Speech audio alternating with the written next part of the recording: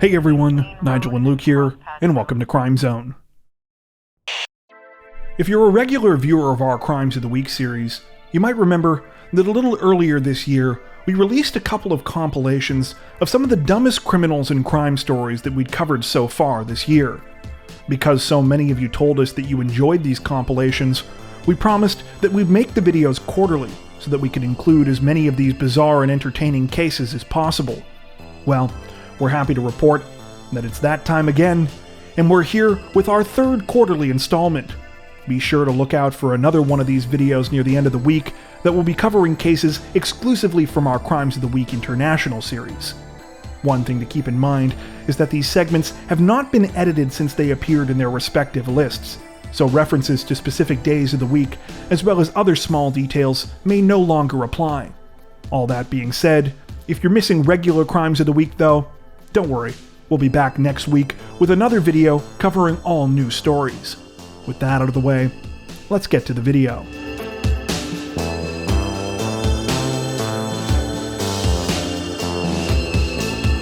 Authorities in Jacksonville, Florida say that a contentious feud between neighbors has led to criminal charges this week, an argument that initially began when one man killed the other's pet rooster. According to reports, the situation started sometime back in the middle of May, when the accused, a man named James Nix, fatally attacked the rooster with a stick. The bird belonged to his neighbor, Jason DeFelice, who kept it as a pet. While Nix admitted to killing the rooster, he claimed that he did so in self-defense.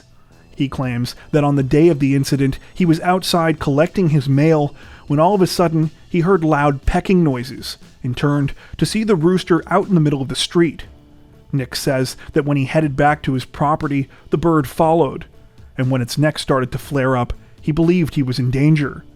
He said that he picked up a stick and swung it at the bird, but due to unfortunate timing, the rooster lunged at him and was fatally struck in the head. DeFelice, however, says he doesn't believe Nix's story. Instead, he says that his neighbor killed his pet on purpose. As evidence, he points to several reports from neighborhood kids who supposedly told him that they saw Nix beating the rooster. DeFelice also says that when he confronted Nix about his pet, it took a while before he would tell him what had happened. According to reports, DeFelice initially called the Jacksonville Sheriff's Office about the situation, but they told him that there was nothing they could do. That's when he allegedly called Animal Control, who conducted an investigation. At the end, Nix was arrested and spent 30 hours in jail before being charged with animal cruelty, a third-degree felony. Noticeably exasperated in subsequent interviews about the whole thing, Nix has claimed he doesn't understand why his neighbor called the, quote, chicken police on him. He also sarcastically asked if he was supposed to give the chicken mouth-to-mouth or call an ambulance, finishing his rant by saying, quote, chickens die every day, people, at Church's, Popeyes, and Kentucky Fried Chicken. At the time of this recording, it's unclear when the case against Nix is expected to move forward.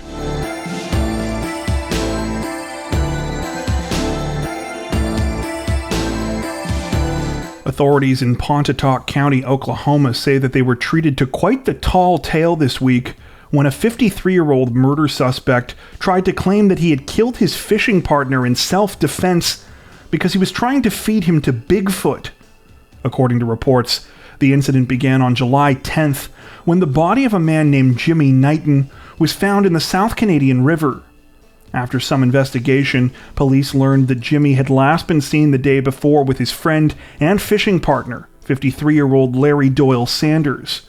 The two had gone to do some noodling for catfish in the river. When Sanders was questioned about Jimmy's death, he reportedly admitted to killing his friend, but claimed that he had a good explanation. You see, Jimmy had been trying to summon Bigfoot, causing Sanders to fear for his life. According to the 53-year-old, things had been going fine at the river up until the two of them got into an altercation. It's unclear if the whole fight was about Bigfoot or whether the mythical forest-dwelling ape-like creature was brought into the situation later. But what we do know is that at some point things turned violent. Sanders claims that Jimmy was trying to get away from him during the fight because he had called Bigfoot and was trying to get the creature to eat him, so he struck him with a stick and strangled him to death. Understandably, authorities did not buy Sanders' story, saying that they believe it's more likely that he was under the influence of something at the time that caused the Bigfoot-related paranoia. The 53-year-old has since been arrested and is now charged with first-degree murder.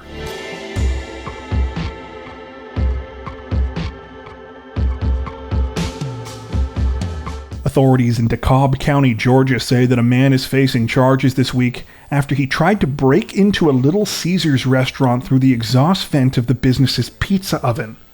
According to reports, the situation began just after 9 a.m. on July 12th when a U.S. Army Staff Sergeant named Brittany Davis arrived at her job at the Army Recruitment Office next to the Little Caesars at a strip mall in the city of Lithonia. Brittany tried to start her day as usual, but was soon distracted by the sounds of what appeared to be a man calling for help. Determined to find the source of the noise, Brittany stepped out of the recruitment office and began walking around the building, when she encountered a Little Caesars employee who was doing the same thing. At first, the pair thought the sounds might be coming from the roof, until the Little Caesars employee mentioned that they thought the noises seemed louder inside the actual restaurant. Not only was this assumption correct, but as Brittany and the Little Caesars employee would soon learn, the sounds were coming from a man who was trapped in the exhaust vent connected to the restaurant's pizza oven. The man had apparently climbed onto the roof where the exhaust let out and tried to make his way down inside, only to become stuck in the process. When the man spoke to Brittany, he said he was injured and was having a panic attack. Emergency service workers were soon called, and firefighters were eventually able to free the man. However, not before dismantling a substantial portion of the exhaust vent. The man had suffered minor friction burns and was dehydrated, but was otherwise okay. While it's unclear exactly how long the man was trapped before being rescued, authorities say that he would have needed to time the alleged break-in pretty well to avoid being seriously injured. Being as the exhaust duct was designed to remove heat and exhaust from the restaurant, it understandably gets quite hot in there while operating, making it an extremely risky and foolhardy choice as a point of entry. Investigators say that they believe the man waited until several hours after the restaurant had closed down the previous night before attempting the break-in, when the exhaust vent would have been cool enough to crawl into. At the time of this recording, the man behind the break-in has not been identified by name. However, authorities say he will be charged with at least one count of criminal attempted burglary.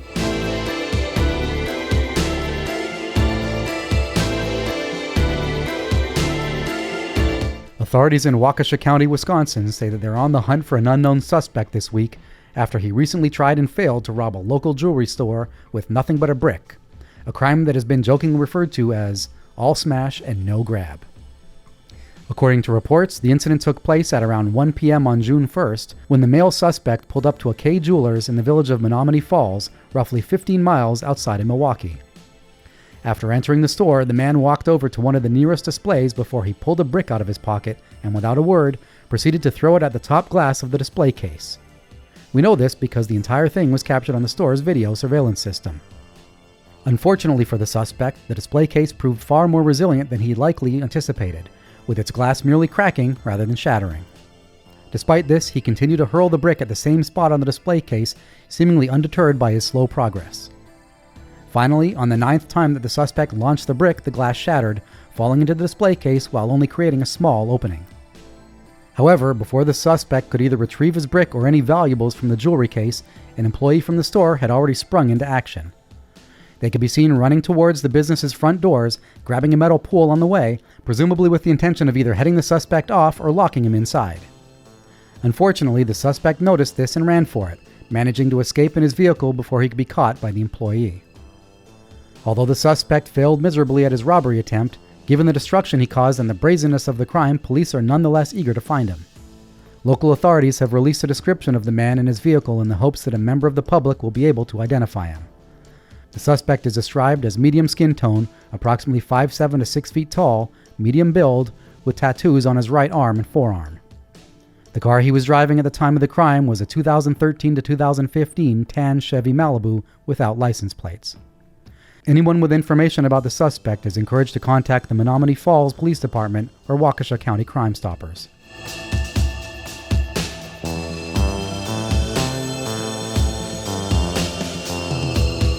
Authorities in New Haven County, Connecticut say that a 25-year-old man has been arrested on multiple charges this week after a perceived slight over what he considered a polite act allegedly caused him to go into a full-blown rage. According to reports, the incident took place at around 3:15 p.m. on July 16th outside a Family Dollar store in the town of Hamden.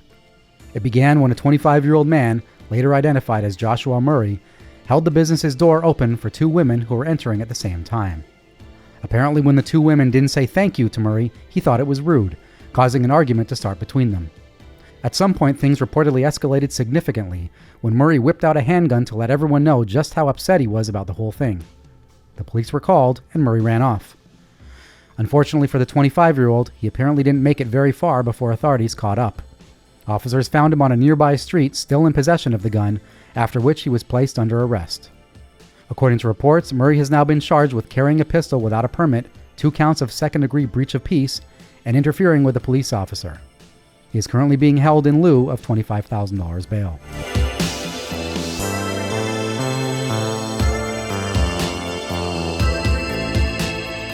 Authorities in Rutherford County, Tennessee say that a 23-year-old man who was wanted on some truly heinous charges made law enforcement's job extremely easy for them this week when he unwittingly set up his own arrest. According to reports, the situation began recently when officers from the Laverne Police Department received a request for a ride-along from a 23-year-old man named Joshua Murray. As is customary in such situations, officers conduct a background check on applicants before granting these requests, but when they ran Murray's, they were stunned by what they saw. The 23-year-old had 2 sealed indictments for child rape. Deciding not to waste a golden opportunity, officers contacted Murray and invited him to meet with a canine officer on July 19th. When Murray showed up, he was placed under arrest. He was later booked into the Rutherford County Sheriff's Office before being transferred to Robertson County. Just an aside, we noticed that while recording this segment that it's actually the second suspect on our list who is named Joshua Murray. The two spell their last names differently and are of different ages, but suffice it to say, not a great week for people with this particular name.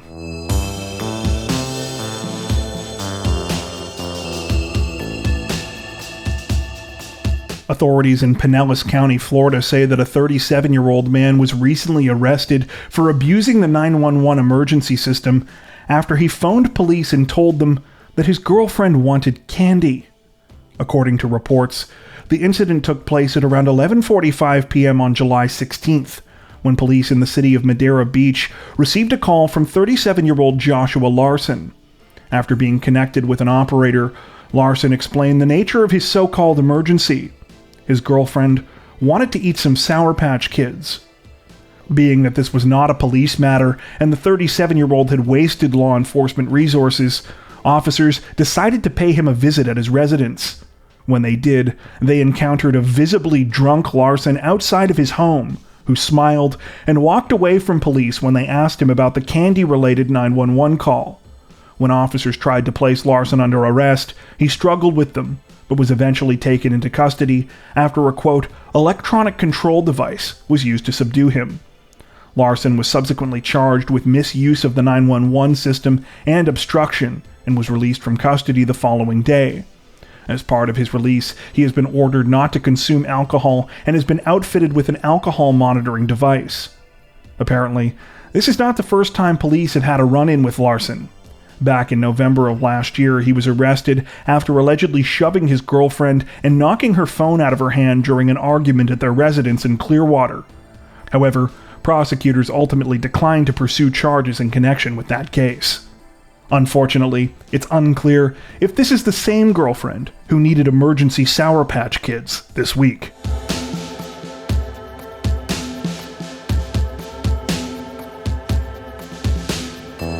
While many people almost expect to see a colorful character or two while shopping at Walmart these days, one Florida man still apparently managed to find a way to raise the bar even further this week when he was arrested on DUI charges while inside one of his local stores.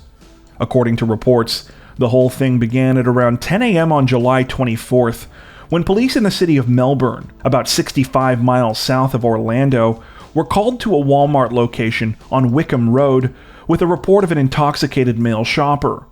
The man in question, 39-year-old Aaron Gregory, was reportedly driving around on one of the store's complimentary motorized scooters and was clearly extremely drunk. He had been witnessed by both security personnel and the store's surveillance cameras swerving down aisles, running into shelves, and knocking over displays, all while narrowly avoiding hitting several people and visibly nodding off while trying to operate the scooter's controls. When police finally caught up with Gregory, he was apparently so drunk that he was barely able to stand on his own, and he was subsequently transported from the store on a stretcher. Officers say that when they looked into the 39-year-old's backpack, which was in the basket of the scooter, they discovered an open bottle of vodka. Because the scooter Gregory was driving at the time of his arrest is considered a motor vehicle under Florida law, he has now been charged with 4 misdemeanors, including driving under the influence, disorderly intoxication, and possession of an open container of alcohol. He is currently being held in the Brevard County Jail in lieu of $3,000 bond.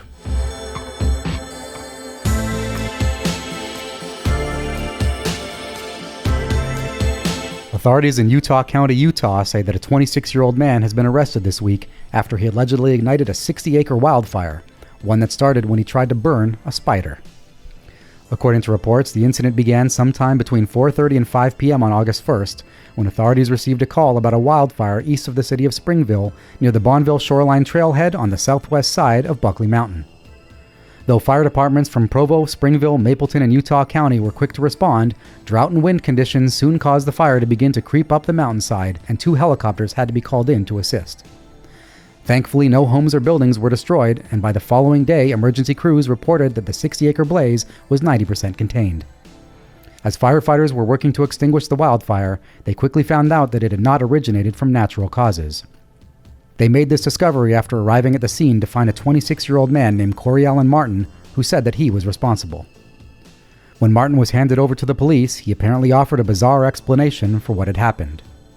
According to reports, Martin claimed that he had been out walking his dog that afternoon when for some reason he decided to burn a spider he had seen with his lighter. In the process, he had accidentally ignited some of the surrounding brush, which spread very rapidly and quickly got out of hand due to the drought conditions in the area. Apparently, the 26-year-old offered no follow-up explanation for why he tried to burn the spider in the first place.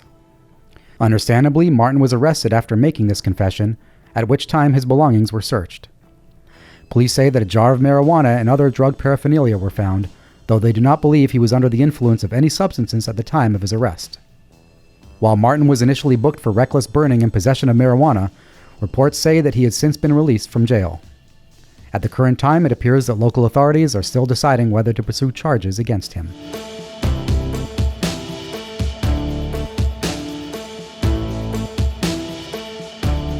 Representatives from the Chicago Police Department say that a local 18-year-old woman is facing felony charges this week after she allegedly concocted a bogus shooting threat while working as a music festival security guard in the hopes that it would allow her to go home early.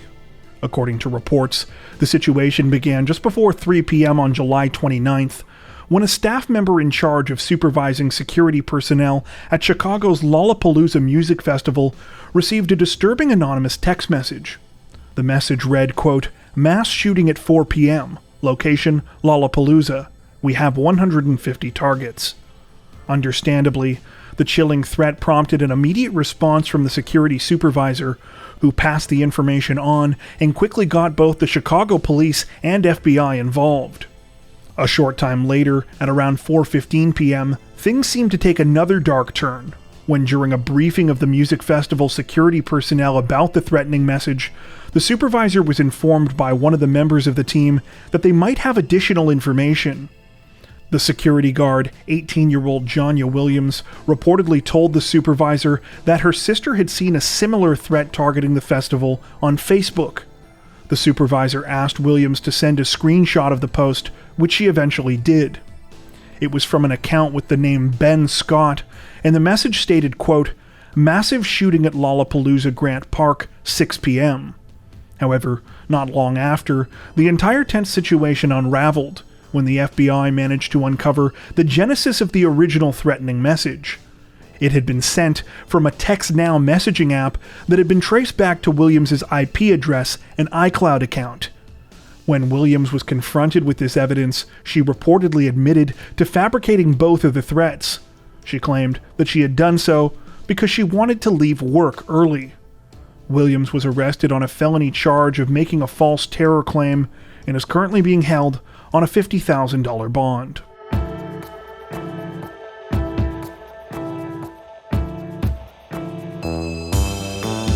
If you're a regular viewer of our Crimes of the Week series, then you might remember that last week we brought you the story of Aaron Gregory, a 39-year-old Florida man who was arrested after allegedly causing chaos at his local Walmart while driving around extremely drunk on one of the store's complimentary electric scooters. Well, it seems that Gregory was only the tip of the iceberg, as this week we stumbled across a similar story in the exact same county. Representatives from the Florida Highway Patrol say that a 58-year-old woman has been arrested and is facing charges this week after she was allegedly witnessed driving extremely drunk in a golf cart down one of the state's busiest highways.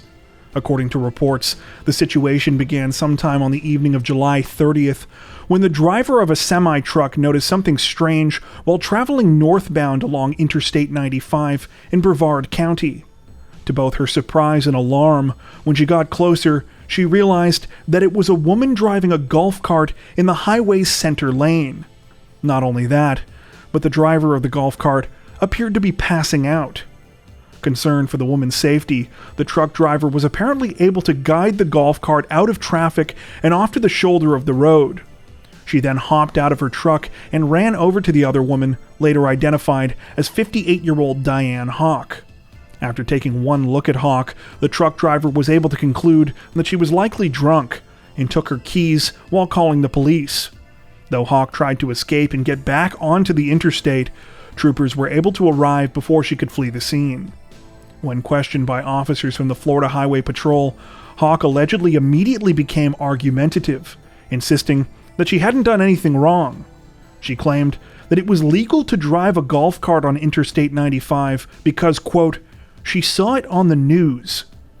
Though it was obvious to police that Hawk was drunk due to the odor of alcohol on her and the amount that she was slurring her words, a search of her bag reportedly also revealed an open bottle of Jack Daniels. The 58-year-old was arrested at the scene and booked into the local county jail on charges of disorderly intoxication and resisting officers without violence.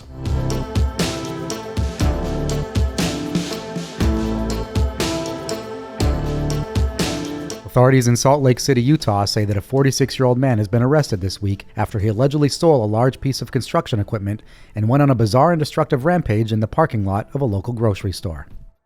According to reports, the incident began sometime around noon on August 6th when police received calls from startled witnesses who told them that a man was randomly digging up a parking lot in an excavator.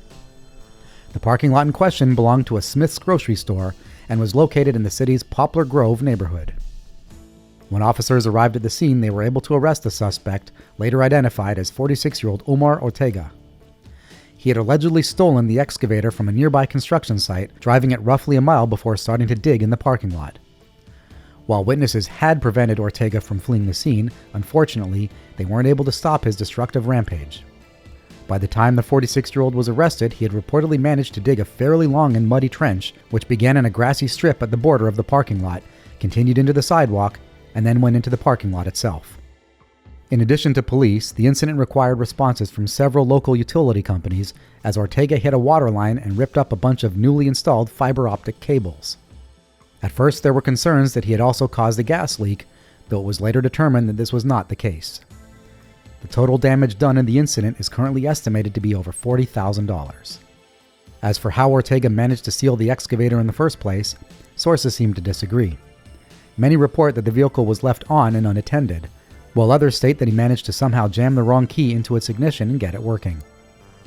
Ortega is now facing charges including felony theft and felony criminal mischief. Unfortunately, nothing has been reported about the alleged motive behind the strange and destructive incident.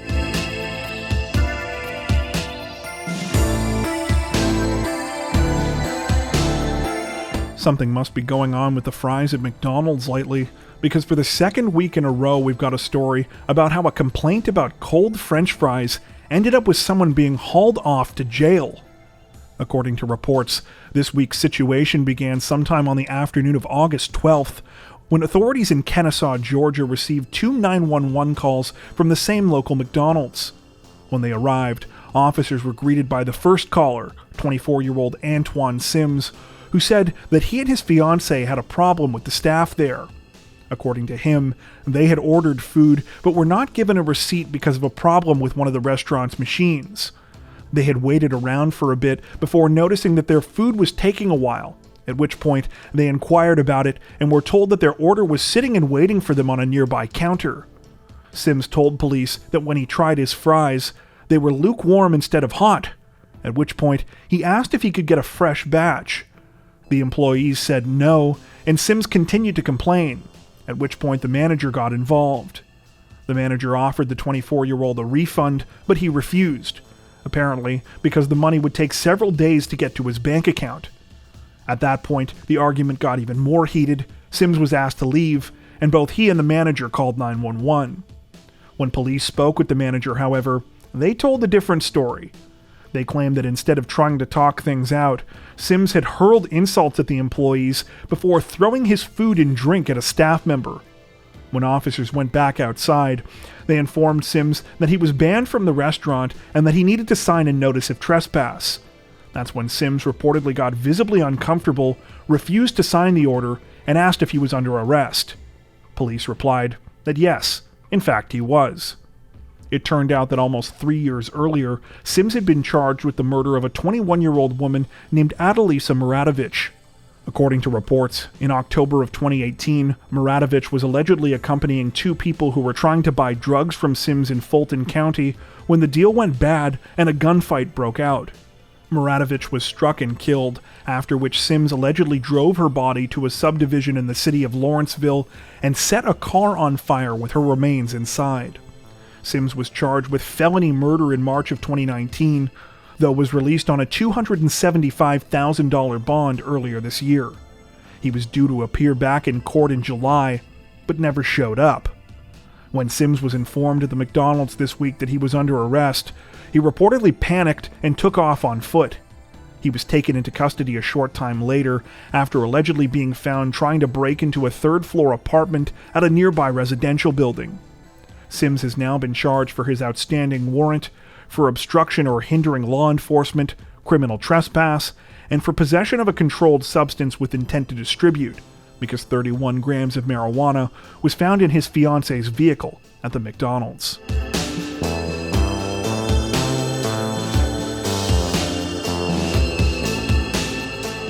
Representatives from Tennessee's Memphis Police Department say that they've arrested a 32-year-old aggravated assault suspect this week after he allegedly left his wallet at the scene of a car wreck where he had been driving a stolen car.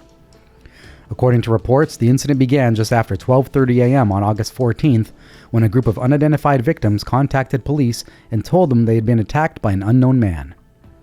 The group said that they'd been hanging out at a local amusement center called Main Event, and while sitting in their car in the business parking lot, had been shot at. At least one of the shots hit their car, though thankfully no one was injured. The victims proceeded to follow the suspect, who was driving a Honda, as he traveled north into the city of Bartlett. At some point during the tense situation, the suspect shot at another car on the road, once again striking the vehicle but not hitting anyone inside. The man then crashed into a field near the intersection of Kirby Whitten Road and Snowshoe Drive. While the suspect managed to flee the scene before police could arrive, it turned out he had left behind quite an important clue: his wallet. Thanks to the ID inside, police were able to identify him as 32-year-old Joseph Sanders. Officers also quickly determined that the car Sanders was driving was stolen, as was the handgun he allegedly used in both shootings. Video footage captured in the area also reportedly showed him fleeing the scene. Not long after, Sanders was arrested at a residence in nearby Tipton County. He has since been charged with 2 counts of aggravated assault, being a convicted felon in the possession of a handgun, and vandalism. Though no motive has been officially reported behind the crimes, we can likely infer that police believe the incident was gang-related, since the 32-year-old was taken to the Memphis Multi-Agency Gang Unit offices following his arrest.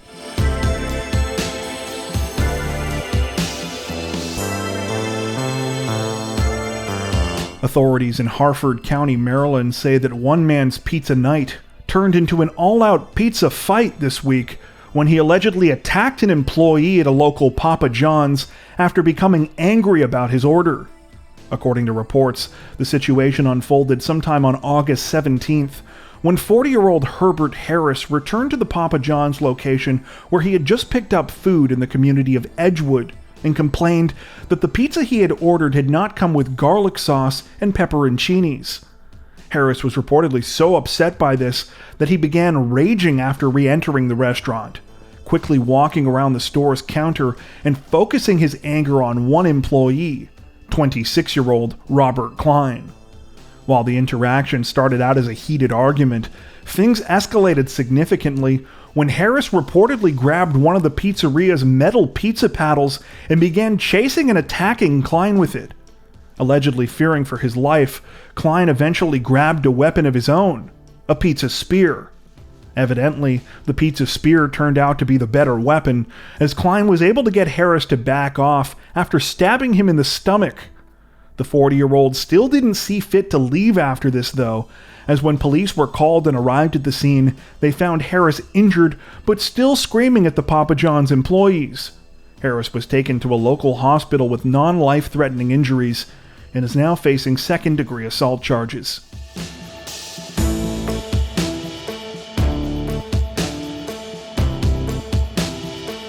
Authorities in the city of Pueblo, Colorado, say that they arrested a man who was essentially a walking public service announcement about what not to do behind the wheel of a vehicle this week after he allegedly crashed into the front of a local DMV office while both driving drunk and street racing.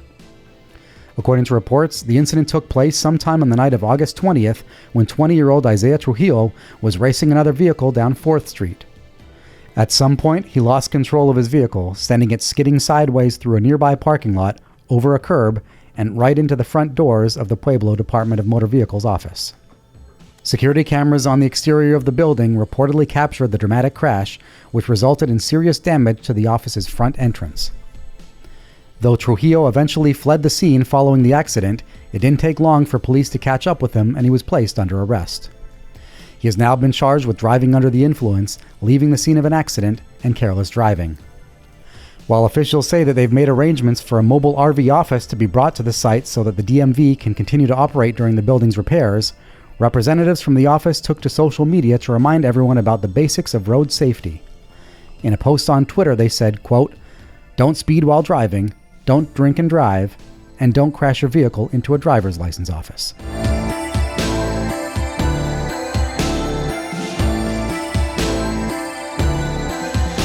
Authorities in Monroe County, Florida say that a 19-year-old woman has been given the legal equivalent of a slap on the wrist this week after she offered a bizarre explanation for her recent behavior at a recent traffic stop. According to reports, the incident began on the morning of May 12th of this year when an officer with the Monroe County Sheriff's Office spotted a woman speeding and driving recklessly in Key Largo. The woman was traveling at about 90 miles per hour, so the officer decided to conduct a traffic stop. However, when the officer turned on his siren and lights, the woman, later identified as 19-year-old Jania Chimerical Douglas, did not stop. Instead, she led the officer on a 5-mile car chase, during which time she could be seen noticeably looking back at the patrol car that was chasing her. The pursuit came to an end at a 3-way intersection when another police officer laid down some spike strips. Douglas reportedly stopped before running over the spikes. When questioned about her behavior, Douglas initially claimed that she was late for her job as a housekeeping supervisor at a local resort. However, when the officer pressed her on this, saying that if she had simply stopped when he requested, all she would have ended up with was a citation at worst, she reportedly responded that, quote, "being arrested for something simple had always been on her bucket list." According to the officer who conducted the stop, she actually mentioned this a few times, and fortunately for her, he was able to grant her wish. According to reports, Douglas has no prior criminal history, and so was given a deal by prosecutors. In addition to serving 96 hours of community service, paying $750 in court fees, and writing a letter of apology, if she stays out of trouble for the next 12 months, Authorities have agreed to dismiss the felony charges against her.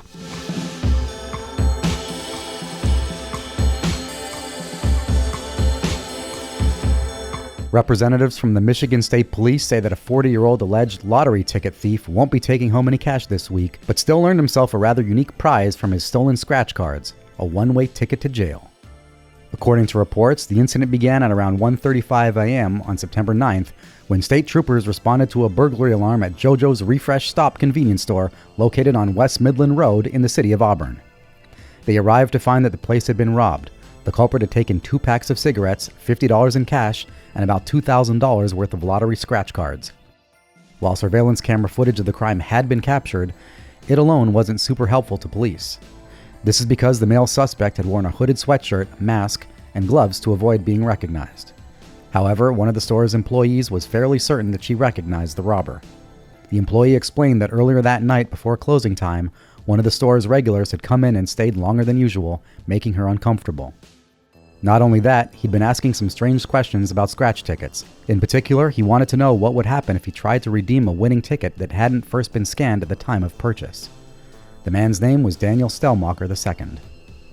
A few hours after the robbery, the owner of JoJo's Refresh Shop called police again to report that she had seen Stellmacher walking near the store wearing the same clothes as a suspect caught on surveillance video. Not only that, but he had allegedly tried to redeem a $100 winning scratch ticket at another nearby convenience store. Stellmacher had been turned away and told there was a technical issue with the ticket because the owner had called and warned other convenience stores in the area to be on the lookout for stolen tickets. A short time later, police spoke to Stellmacher, who claimed that he had found the winning ticket he tried to redeem on the ground. However, when a search warrant was obtained and executed at the 40-year-old's home, police were reportedly able to recover at least one of the scratch tickets he had stolen from JoJo's. They also found flaky debris in multiple places that matched the material from scratch-off lottery tickets. Stellmacher was arrested and has now been charged with breaking and entering a building with intent to commit larceny. If convicted, he could reportedly be looking at up to 10 years in prison.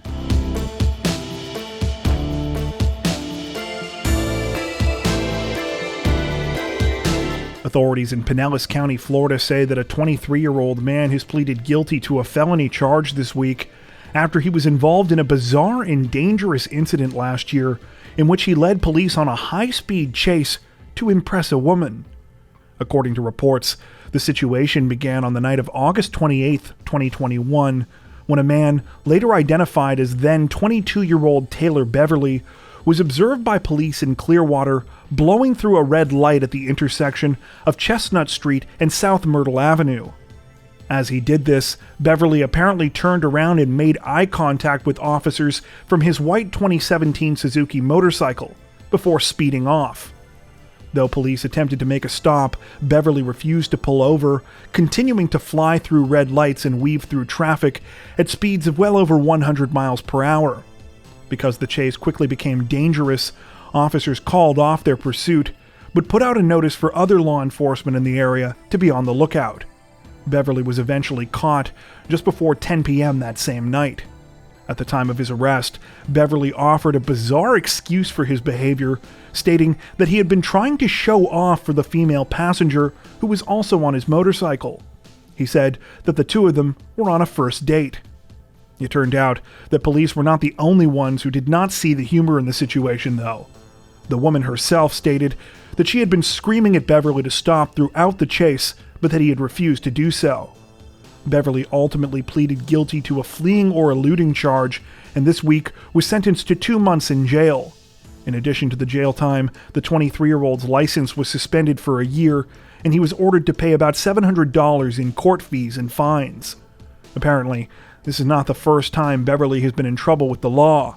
In addition to prior convictions for grand theft, cocaine possession, and passing a bad check, the 23-year-old was also cited for reckless driving and driving an unregistered vehicle following a 2019 motorcycle crash.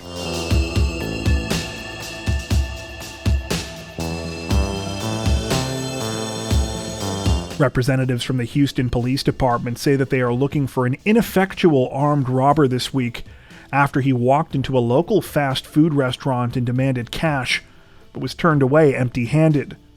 According to reports, the situation unfolded at around 6:10 p.m. on September 18th at an unidentified fast food restaurant on the 8000 block of Howard Drive. It began when a young man dressed in black and wearing a mask walked up to the counter and asked an employee for change for $100. When the employee turned around to ask the manager, the suspect pulled out a handgun from his pocket. He then bizarrely claimed that it was his first robbery and that he wanted cash from the register. Apparently sizing the man up instantly and deciding that she would call his bluff, the manager responded that she wasn't going to open the register for him. Apparently, after hearing this, the man instantly began trying to bargain with the manager. Understandably, at this point, she didn't budge, and he eventually got frustrated, gave up, and simply left the restaurant empty-handed and presumably quite deflated. While the robber's ineptitude is certainly a tad amusing, what he did was still very illegal and dangerous, and authorities are now trying to track him down. He has been described as a Hispanic male between the ages of 17 and 25, though few other details appear to be available beyond this. Anyone with information about the case is encouraged to reach out to Crime Stoppers of Houston.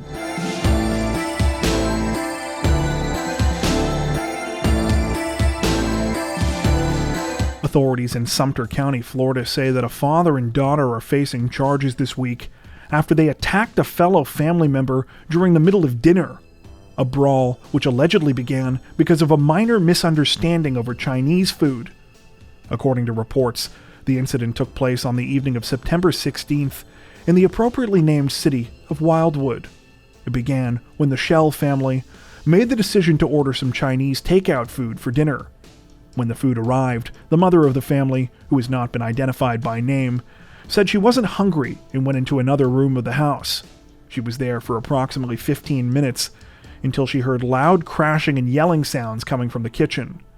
The mother arrived to find her son in a 2-on-1 tag team situation with her husband, 51-year-old Bruce, and her daughter, 25-year-old Atlantis. Bruce had the boy in a headlock while Atlantis was repeatedly punching him in the face. The mother screamed for them both to stop, but this was apparently ignored until she went ahead and called 911. When police arrived at the Shell home, the bizarre reason behind the violent incident was revealed by the victim, who had bruises to his face and noticeable red marks on his neck. He explained that when the Chinese food had arrived that evening, his father had flown into a rage because there were no labels on the containers. He was in the middle of fuming about this when he learned that his son had eaten his food by a mistake due to the mix-up. Apparently, this prompted the victim's father and sister to attack. According to reports, Bruce and Atlantis were both arrested on misdemeanor battery charges. Bruce has also since been slapped with domestic battery by strangulation, which is a felony. While both of the accused have now been bonded out of jail, it doesn't take a fortune cookie to predict that the pair could soon find themselves back behind bars fairly soon. Before we wrap up, we'd like to take a minute to thank our amazing supporters over on Patreon. As many of you are aware, our situation on YouTube always seems to be a bit uncertain, but our patrons help to ensure that we can continue to make content like this long term without having to worry as much about what surprises might be thrown our way. Plus, patrons also get access to 4 additional stories per week for each of our Crimes of the Week and Crimes of the Week International videos. If you'd like to help support the channel directly, head over to patreon.com/crimezone to join. You can also find that link in the description below. As always, thank you so much for watching, and take care.